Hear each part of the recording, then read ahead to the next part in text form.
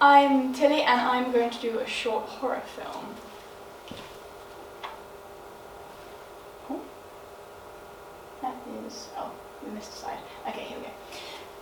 So, like many people during lockdown, I was trying to find a new way to spend my time. This is when I came across the concept of podcast. It started off with books being said aloud, like audiobooks, to then stories, ghost stories being told, and then finally the True Hauntings podcast.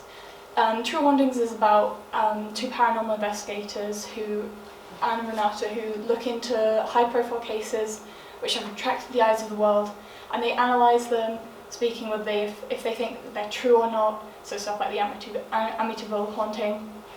And in one of their podcasts, they asked, would you watch a film which has good ghosts in it? And this sort of was the root of my inspiration for my idea.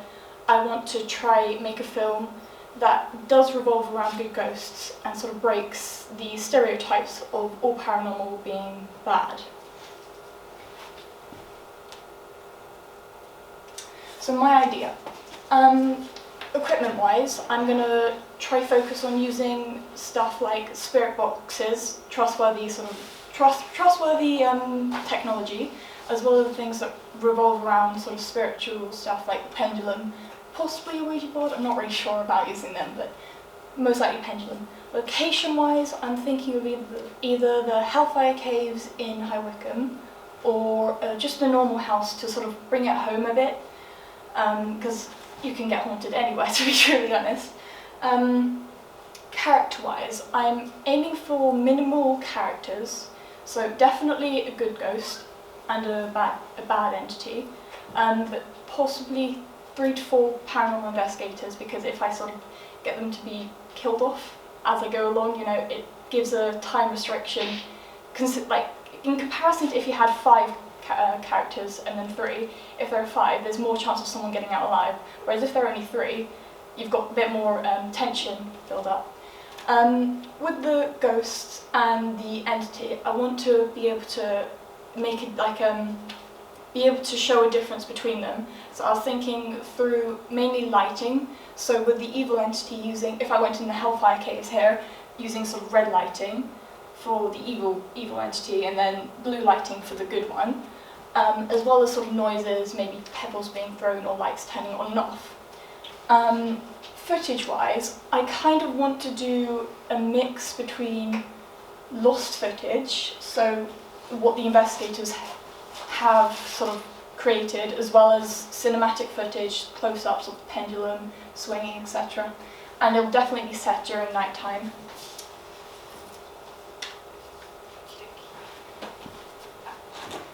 Oops.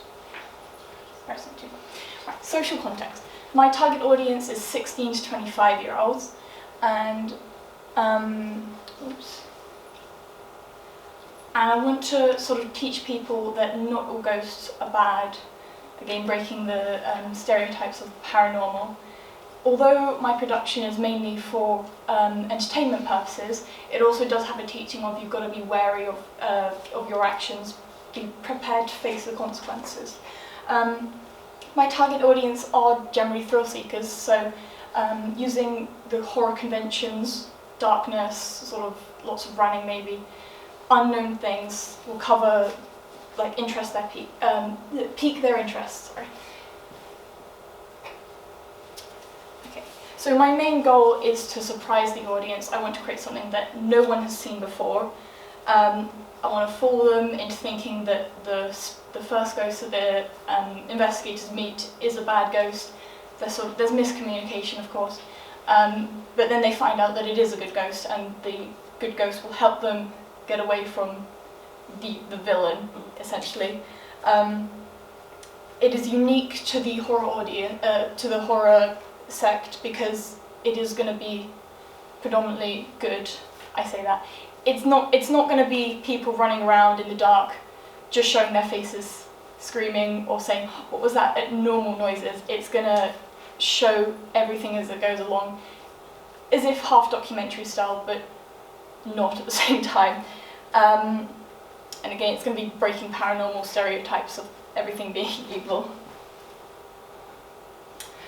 I would like to submit my horror to the British Horror Film Festival. The film festival has been around for about 15 years, and it brings horror fans together because the screenings are mostly sold out.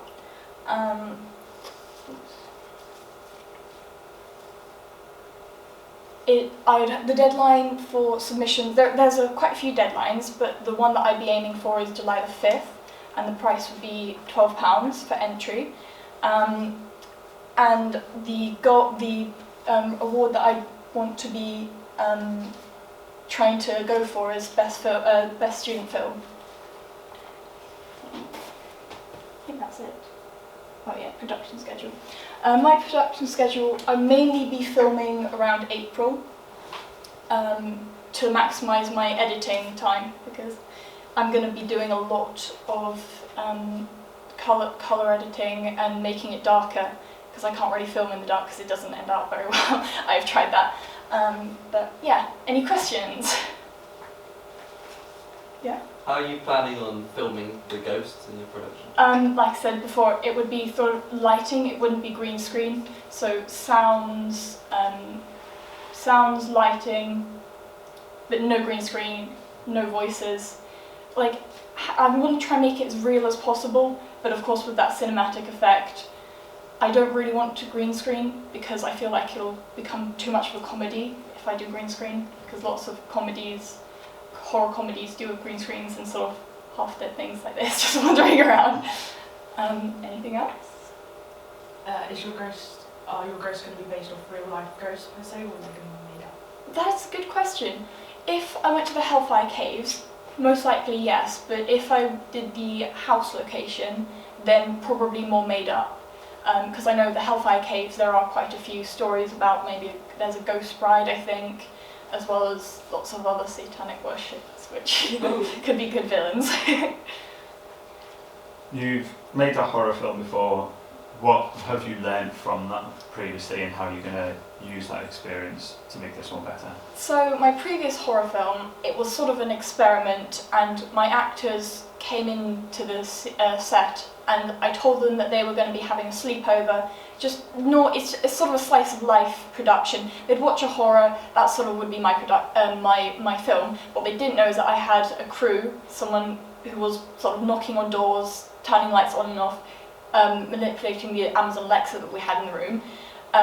However, they were sort of staging their scared, I don't know, like their fear. It wasn't very realistic. It's sort of your typical sort of really bad horror. So this time I'm gonna sort of go for full out, getting some good actors in, because I have quite a few friends in drama schools. And I'm gonna get actors in and tell them that this will be a horror, this and this, you've got to do this at this time, instead of sort of relying on their own natural instincts for reactions.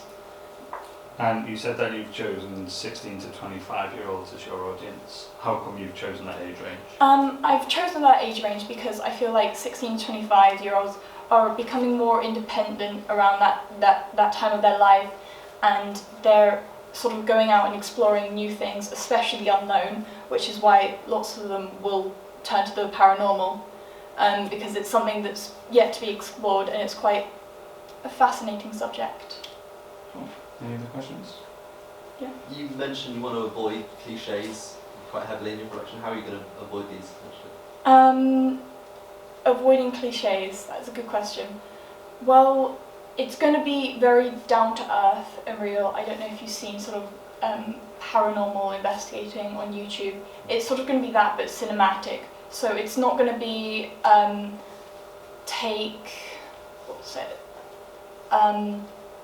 Fear Street, for example. They've got people running away from these killers, going into hospital, and the killer follows them there, and then the entire hospital is wiped out.